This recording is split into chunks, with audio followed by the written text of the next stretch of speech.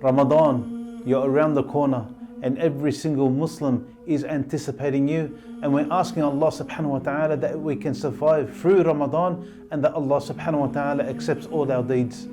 Apart from getting closer to Allah subhanahu wa ta'ala and finding taqwa in Allah subhanahu wa ta'ala throughout Ramadan, finding ourselves, finding our spirituality within Ramadan, we look forward to the iftar, to the meal that we eat at Maghrib time, subhanallah.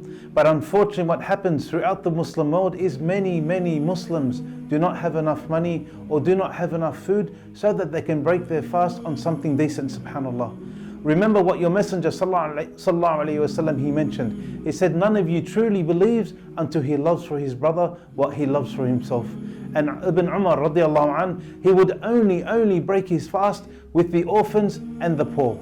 Could you imagine, my dear brother or sister in Islam, that at the table when you're about to break your fast, subhanallah, you only had a date or two, or maybe just a little bit of water, subhanallah. How would you feel? Or imagine you served your family or your children and all you had was just a little bit of rice on the table. How would your family feel, subhanallah? One thing that is blessed about breaking the fast of another person, the Messenger sallallahu alaihi wasallam, he mentioned to us, whoever gives iftar or whoever breaks the fast of a fasting person will gain the reward of that person without his reward being detracted, subhanallah. So this is something amazing. If you break the fast of a person, you pay for that person's meal, you'll get the reward of that fasting person for that day, subhanallah.